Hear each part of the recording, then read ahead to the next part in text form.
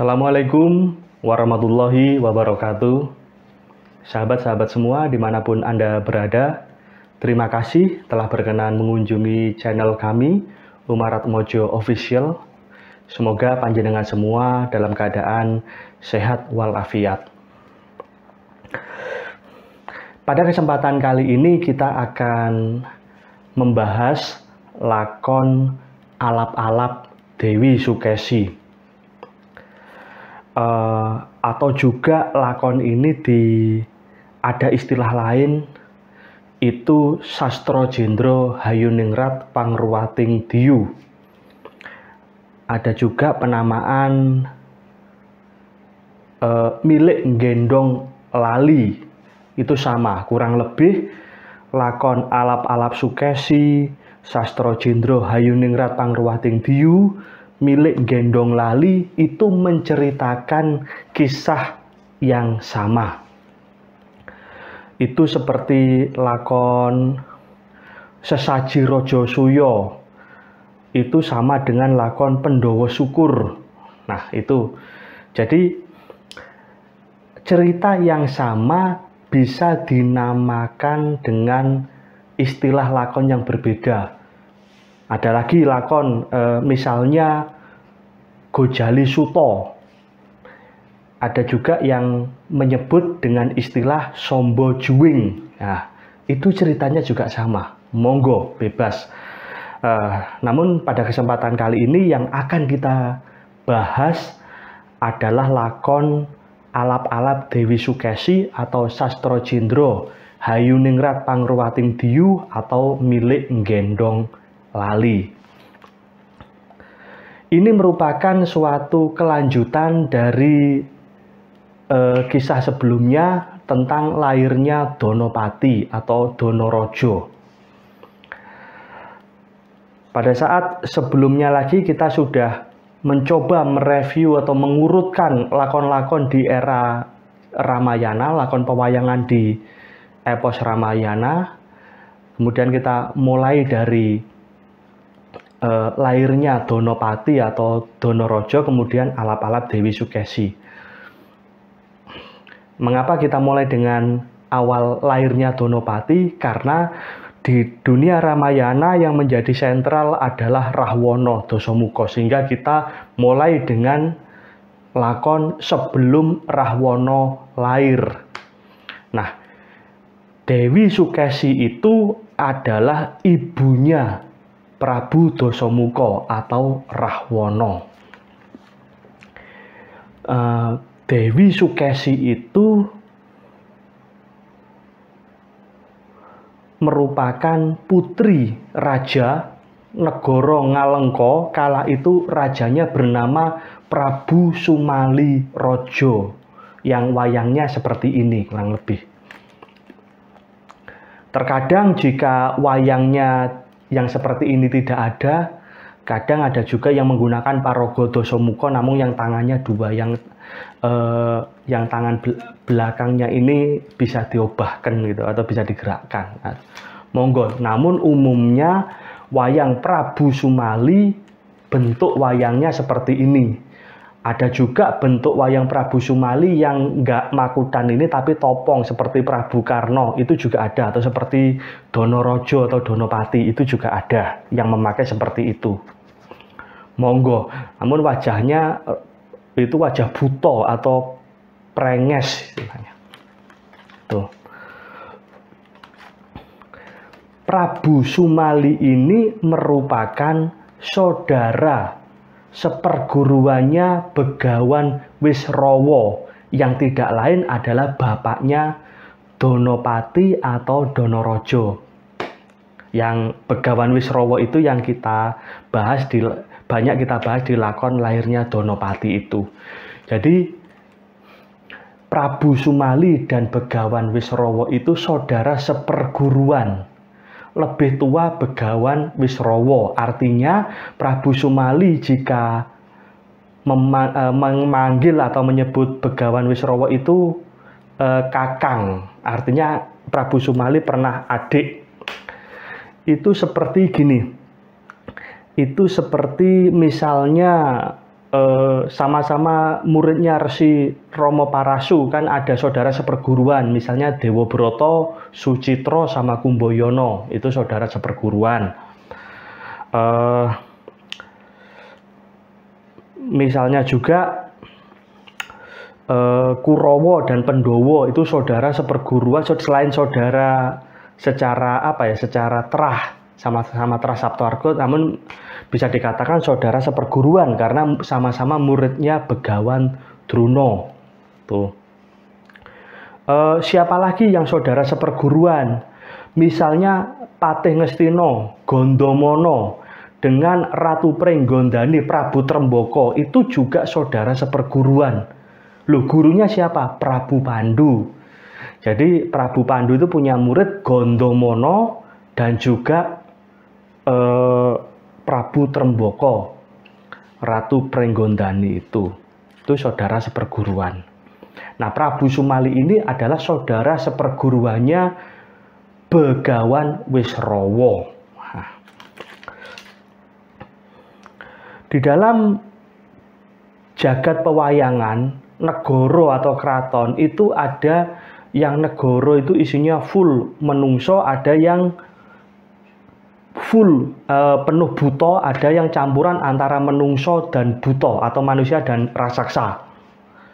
Contoh negara yang isinya masyarakatnya itu full atau penuh totalitas manusia, misalnya Ngastino, itu nggak ada buto Ngastino, nggak ada.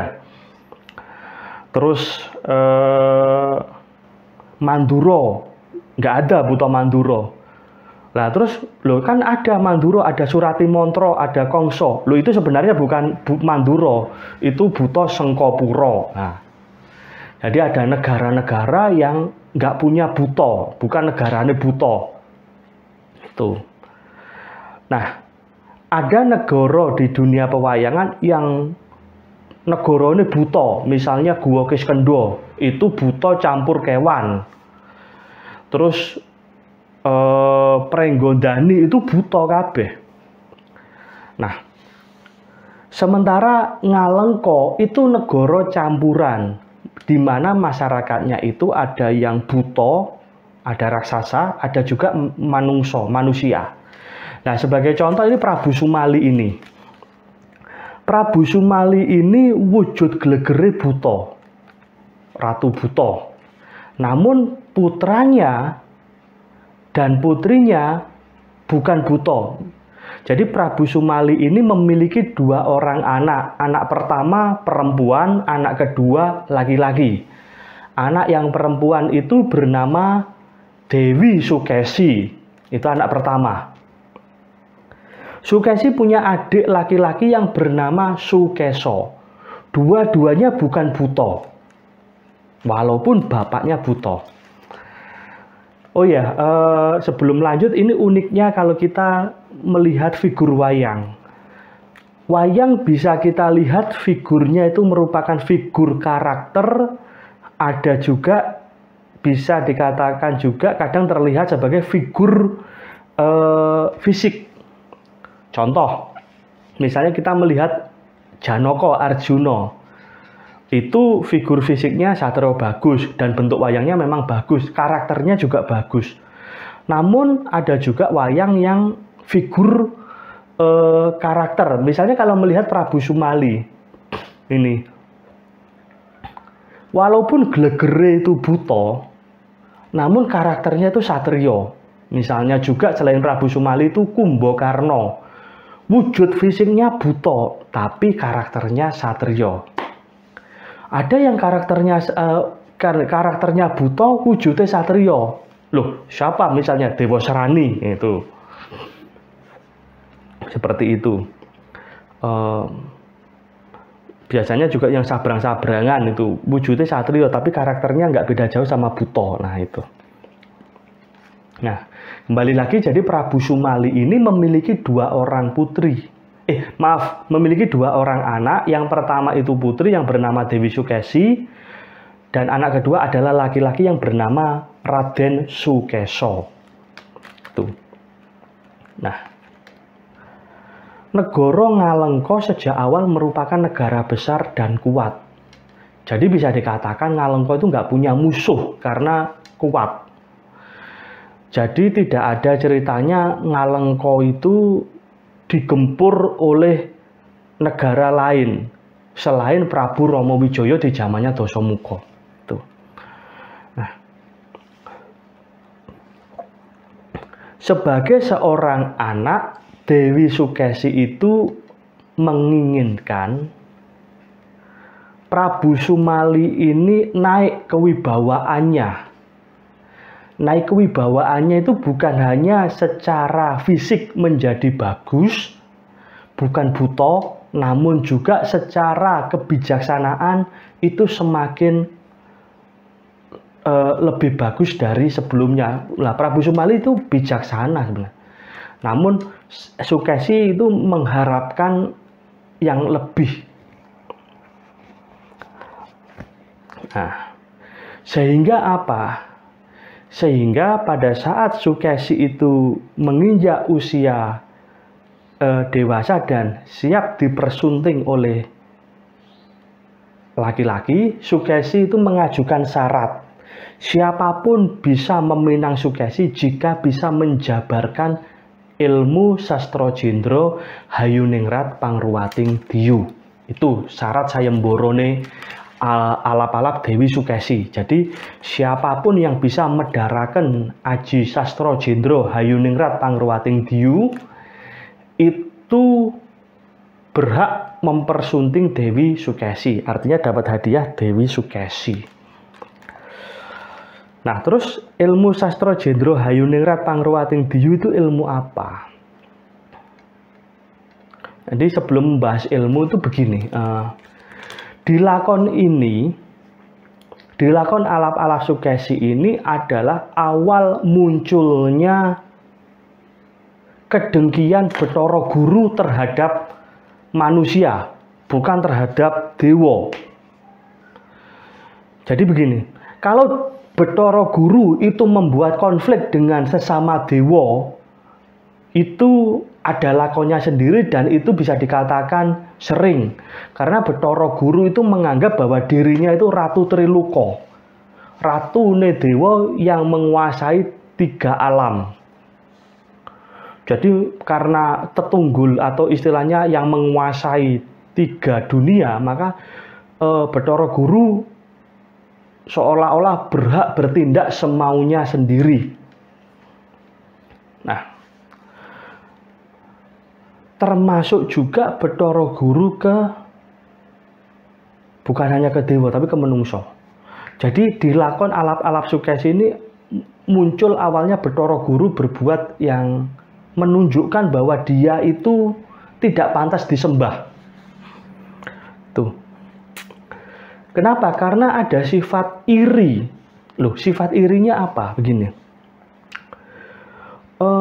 Mohon maaf kalau ini keliru. Mungkin kalau panjenengan mungkin ada yang berbeda pendapat, saya mohon maaf yang sebesar-besarnya. Ini semua dalam koridor jagat pewayangan. Saya tidak menyinggung hal-hal di luar jagat pewayangan. Ini dalam domain jagat pewayangan. Ini Bathara Guru itu jika ada siapapun yang keunggulannya melebihi Bathara Guru, itu dia tidak suka. Bathara Guru itu tidak suka. Ini bukan menjelek-jelekan Bathara Guru, tapi bisa dilihat dari berbagai lakon. Lakon alap-alap Dewi Sukesi, sastra jendra Hayuningrat Pangruwating Diyu atau milik Gendong Lali itu dipertunjukkan sudah banyak digelar oleh para berbagai dalang. Panjenengan bisa simak itu di YouTube banyak. Namun di kesempatan ini kita coba mereview apa sih sebenarnya yang terjadi itu. Bathara Guru selalu tidak suka jika ada yang mengancam legitimasinya, mengancam kedudukannya, kehormatannya sebagai Ratu Dewa. Jadi segala sesuatu yang menyebabkan Bathara Guru itu tidak disembah, Bathara Guru tidak suka. Karena dia ingin itu disembah, dia ingin dituhankan. Itu Bathara Guru. Jadi intinya Bathara Guru itu menginginkan selalu dituhankan. Padahal dia bukan Tuhan. Bathara Guru bukan Tuhan, dia makhluk. Loh, buktinya makhluk apa? Bathara Guru itu lahir, bumi sudah ada, jagat, alam raya, langit itu sudah ada. Lah kalau Bathara Guru itu Tuhan, lah berarti siapa yang menciptakan langit dan bumi? Itu kurang lebih begitu. Lah, sehingga Bathara Guru itu dewa tapi bukan Tuhan. Dewa aja. Namun Bathara Guru menginginkan untuk disembah.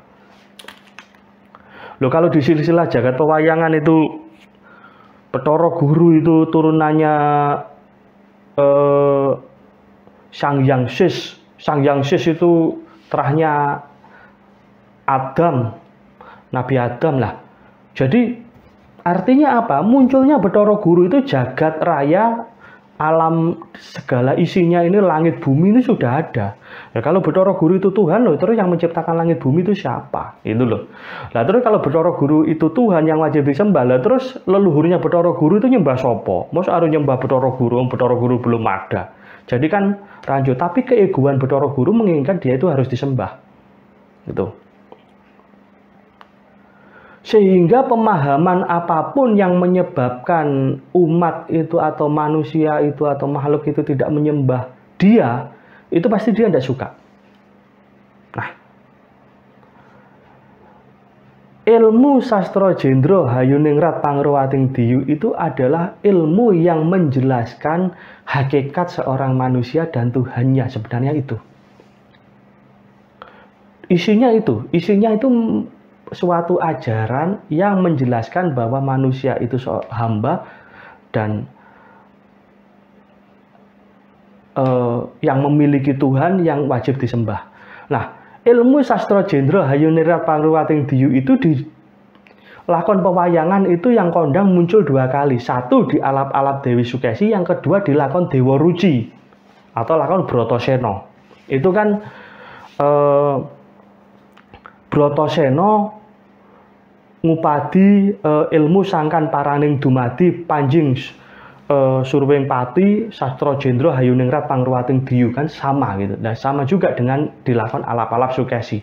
Jadi suatu pemahaman universal bahwa yang menjadikan orang yang memahami itu mengetahui bahwa hakikat dia sebagai hamba dan hanya ada satu-satunya Tuhan yang wajib disembah, yaitu Allah Subhanahu wa taala.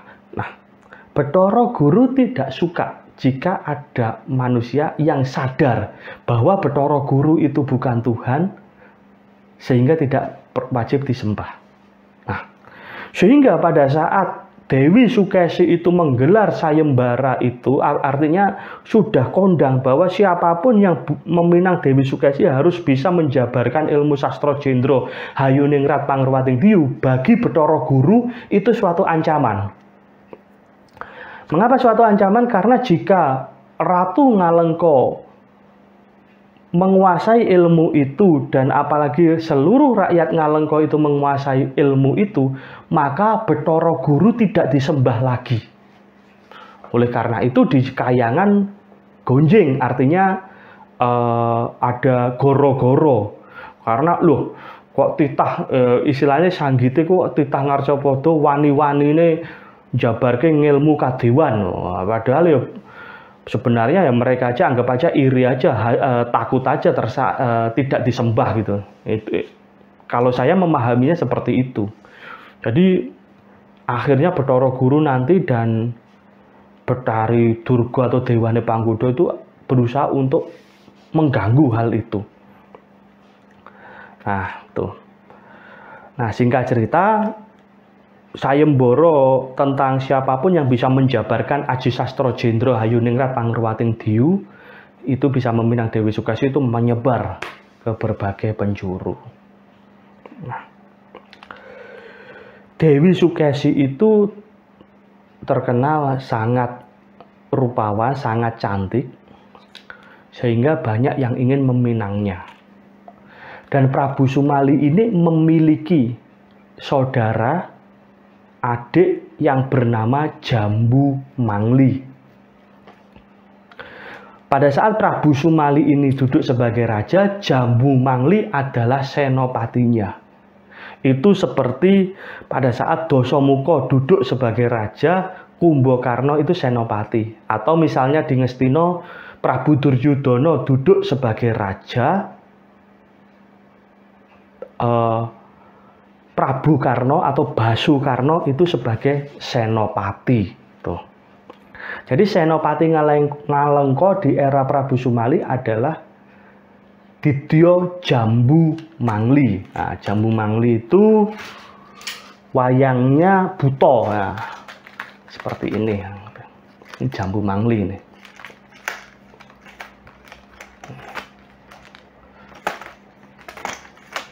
Tuh, jadi pakai gelung keling gitu. Ada yang rambutnya langsung nguri. Ada juga di bawah kotak ini. Maaf belum bisa saya tunjukkan. Ya kurang lebih Jambu Mangli bisa pakai paraga seperti ini. Jadi ada yang pakai praban, ada juga yang rambutnya ngure ya. Ini Jambu Mangli, ini senopati Ngalengka. Nah, Jambu Mangli ini menambah sayembara lagi. Kalau sayembara yang sah dari Dewi Sukesi dan disetujui Prabu Sumali adalah siapapun harus bisa menjabarkan Aji Sastrojendra Hayuningrat Pangruwating Diyu tadi, baru bisa meminang Sukesi. Namun Jambu Mangli dengan alasan bahwa siapapun yang menjadi menantunya Prabu Sumali itu harus orang sekti, maka ditambahi sayembara harus bisa mengalahkan Jambu Mangli. Jadi siapapun yang bisa mengalahkan kridane Jambu Mangli, maka boleh meminang Dewi Sukesi. Nah, ini sebenarnya Prabu Sumali tidak setuju dengan sayembara ini. Namun Jambu Mangli mempeng, jadi membuat arena laga, istilahnya belabar kawat janget cinencang, nah, kayak gitu. Janget itu tali yang terbuat dari kulit, nah itu janget. Kayak tali kendang apa itu, nah, itu janget. Nah, jadi Jambu Mangli menambahkan sayembara, sehingga sayembaranya adalah siapapun yang meminang Dewi Sukesi pertama harus bisa ngasorake kridane Jambu Mangli ini. Yang kedua harus bisa menjabarkan Aji Sastrojendra Hayuningrat Pangruwating Diyu. Tuh.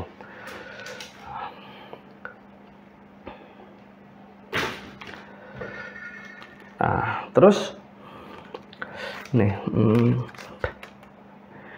di negara Lukapala, sebagaimana episode sebelumnya pada saat membahas lahirnya Donopati, itu kan ada sanggit yang menyampaikan bahwa Donopati itu diangkat menjadi raja umur 10 tahun, ada sanggit yang menyatakan umur 16 tahun. Nah, kemudian Begawan Wisrawa ibaratnya mertopo atau menjadi Brahmana di pertapan Dedarmanyu. Singkat cerita, mau diangkat umur berapapun, intinya sampai dengan umur 16 tahun, Donopati seorang raja yang belum memiliki permaisuri. Gitu. Jadi, pokoknya intinya itu. Jadi, sampai dengan umur 16 tahun, Donopati belum memiliki permaisuri, padahal dia raja. Intinya itu apa istilahnya ada yang kurang, tidak ada tetimbangannya, nah, seperti itu. Nah, mendengar adanya sayembara itu dan Donopati juga tahu Sukesi dan Sukesi terkenal kecantikannya, maka Donopati ingin meminang Sukesi itu, ingin menjadikan Sukesi sebagai permaisurinya. Nah, Donopati siap mupuh sayembara itu. Dan Donopati yakin bahwa dia bisa ngasoraken kridane Jambu Mangli, dan Donopati juga merasa bisa menjabarkan ilmu Aji Sastrojendra Hayuningrat Pangruwating Diyu. Mengapa? Karena Donopati juga memahami ilmu itu. Dari siapa? Dari bapaknya Begawan Wisrawa. Tuh. Nah, tentu sebagai anak Donopati pamit kepada orang tuanya. Namun Begawan Wisrawa tidak mengizinkan Donopati berangkat. Mengapa? Pertama, pertimbangannya Begawan Wisrawa adalah gini, anak pola bopo kepradah. Jadi ada suatu kebanggaan bahwa jika orang tua itu bisa turut mengupayakan jodohnya anaknya. Lebih-lebih Begawan Wisrawa sudah menggambarkan bahwa dia akan bebesanan dengan Prabu Sumali yang notabene adalah saudara seperguruan, dan itu akan merekatkan hubungan dua negara besar antara Ngalengka dan Lukopolo. Jadi, dan yang ketiga, Begawan Wisrawa ingin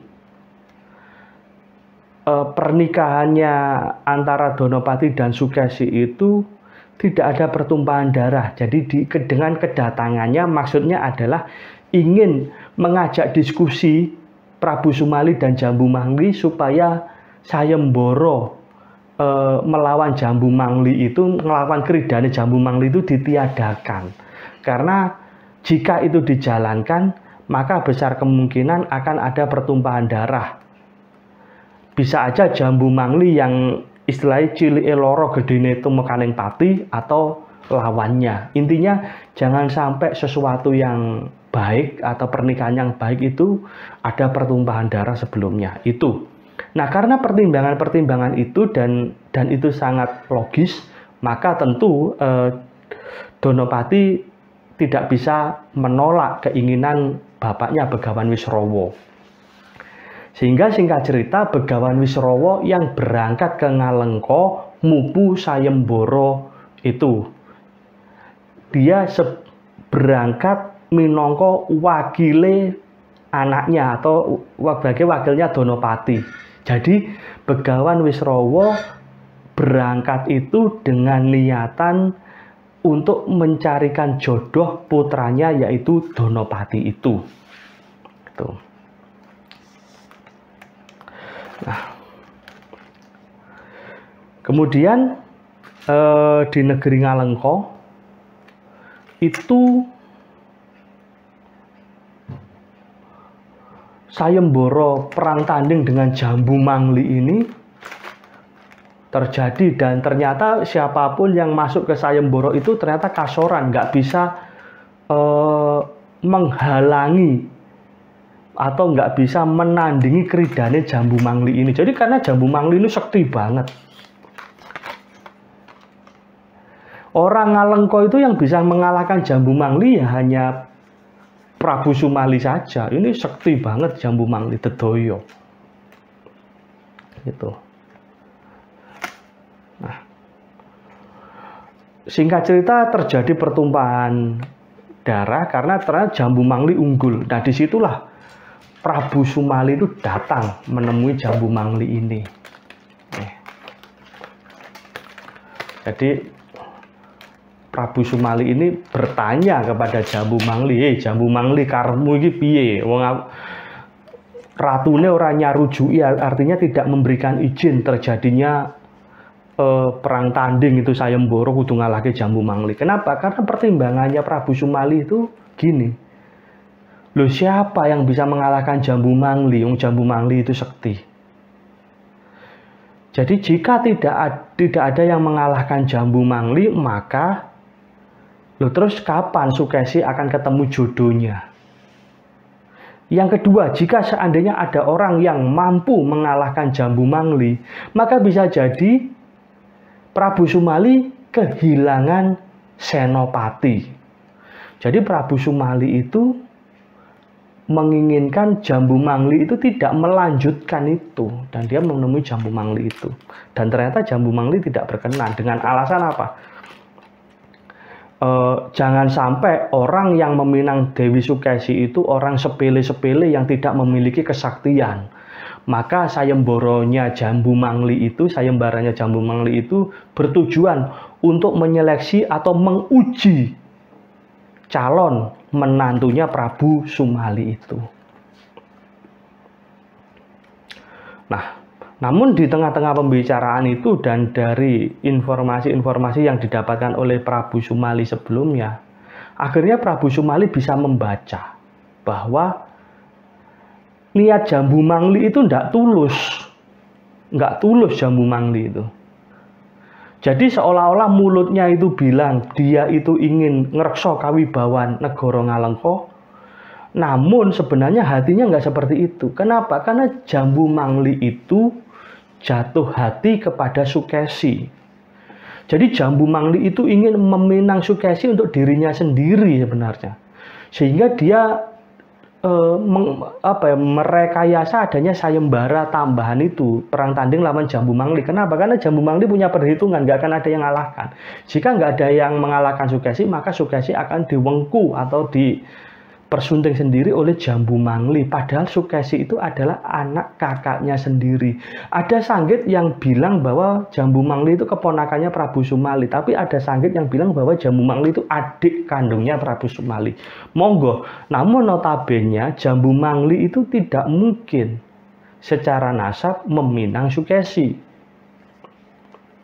Nah, namun Jambu Mangli itu sudah jatuh hati kepada Sukesi. Sehingga di sini Prabu Sumali itu marah besar kepada Jambu Mangli. Karena Prabu Sumali mengetahui bahwa Jambu Mangli itu jatuh hati pada Sukesi, kok nggak mikir Jambu Mangli itu.